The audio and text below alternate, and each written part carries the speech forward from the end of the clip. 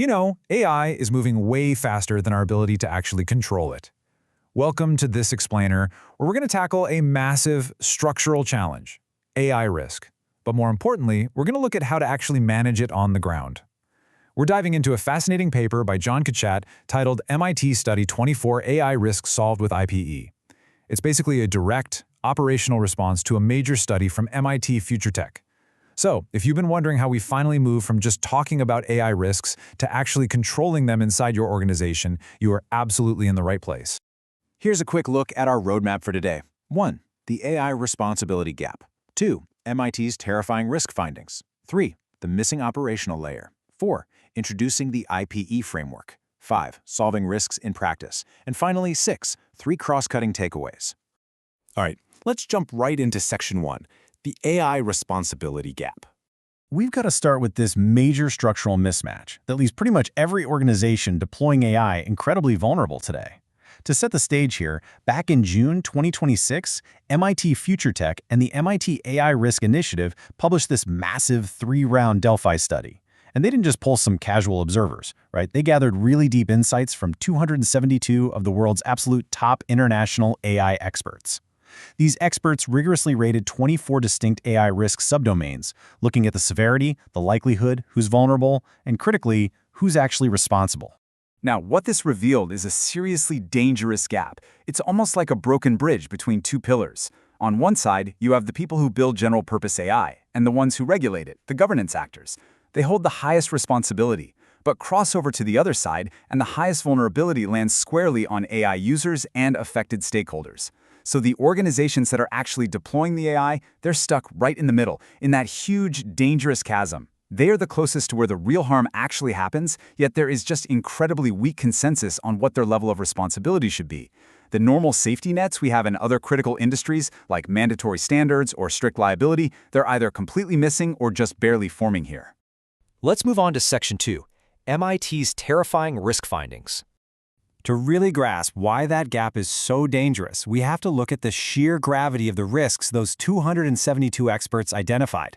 Guys, this isn't just about a chatbot hallucinating a weird answer. We are quite literally rolling the dice on truly catastrophic outcomes. The study defined catastrophic as more than 1 million deaths, or, to put the financial impact into perspective, more than $100 billion in financial loss, basically civilization-scale harm. Across 18 of those 24 risk subdomains, the experts assigned at least a 10% probability of a catastrophic outcome within just 5 years, assuming we just stick to business as usual. And get this, even if we implement pragmatic, cost-effective mitigations, all 24 risks still remain above a 5% probability of catastrophe. The stakes absolutely could not be higher. Okay, Section 3, the missing operational layer. With stakes that high, it becomes pretty obvious that regulatory frameworks and safety research at the model level simply aren't enough on their own. Without an operational layer, organizations deploying AI are kind of like a blindfolded person walking straight into a trap. Think of government regulations like a giant umbrella at the top. They tell you what you need to govern, sure, but they totally failed to tell you how to actually do it on a random Tuesday afternoon inside your company. Because operating organizations currently lack clear mandated accountability, they desperately need their own operational discipline. They need this critical layer inserted exactly where the AI is deployed, just to make sure they aren't blindly opening themselves up to these catastrophic risks.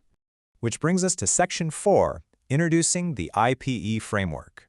Let's see how all of this builds into an actionable solution called Integrated Process Excellence, or IPE for short. This is where John Kachat's paper really gets into the operational how.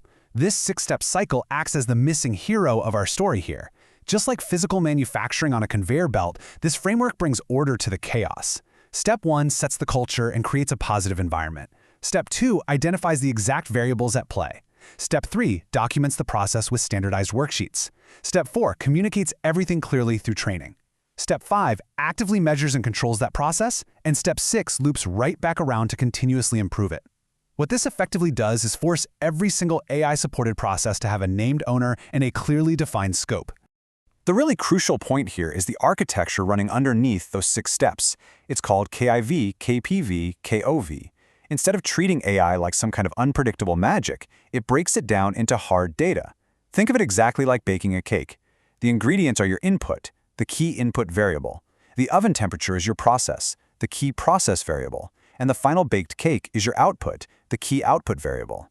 This architecture tracks every abstract AI risk that the MIT panel warned us about and forces it into this exact, measurable format.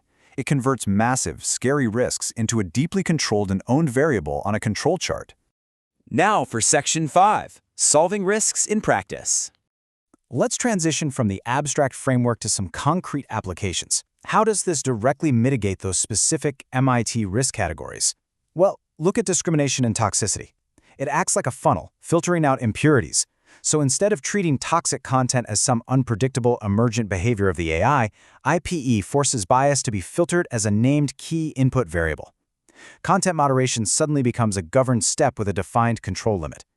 And what about privacy and security? Data boundaries are strictly mapped out back in Step 2. Any data that tries to jump the fence outside its defined scope triggers an immediate alert to a specific, named process owner. For misinformation, fact-checking isn't just assumed or hoped for, it actually becomes a documented, explicit, and owned substep.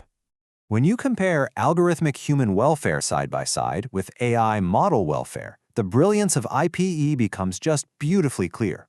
The exact same operational steps apply to two totally different concepts. For humans, say, using AI for social services, identifying variables means mapping out demographic inputs to prevent dangerous data bias. But for AI model welfare, meaning the moral consideration of the systems themselves, identifying variables means monitoring real-time compute usage for signs of model distress. In both cases, that final step uses automated triggers to either stop unfair benefit denials for humans or to automatically shut off an erratically behaving model. It maps exactly how to monitor and control the process at every single step of the way. Finally, Section 6, 3 cross-cutting takeaways.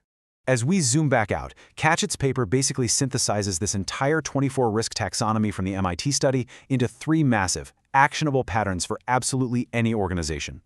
These 3 patterns zip together to form a protective shield for your operations. Number 1, ownership closes diffusion. By forcing a single named owner for every single AI process, IPE totally transforms those diffuse, vague ecosystem threats into auditable realities inside your business. Number 2, measurement closes invisibility. So many catastrophic risks, like capability creep, are dangerous because they compound unnoticed. Setting up control charts detects those invisible deviations early. And number 3, documentation closes the governance to operations gap. Frameworks might tell you what to govern, but clearly documenting the how through process worksheets proves that you're actually doing it. There's a quote from the paper that just perfectly captures the core message of this explainer. That gap will not be closed by model developers or regulators alone. It will be closed by the deployment discipline organizations applying between those 2 layers. That is so key. Keeping your organization and the public safe from catastrophic AI failures requires your own rigorous deployment discipline. You literally cannot just rely on the people who built the tech, and you definitely can't just wait for the regulators to save you. They just sit way too far from the point where the AI actually meets your users and your data. So I want to leave you with this provocative thought to chew on regarding how your own teams are deploying these systems today. Are you actively naming owners, measuring inputs and outputs, and controlling the variables? Or are you just deploying incredibly powerful models and hoping for the best? Because the MIT study makes it very, very clear that hoping for the best carries an unacceptable level of risk. So the question remains, are you actually controlling your AI or just hoping for the best? Thanks so much for watching this explainer.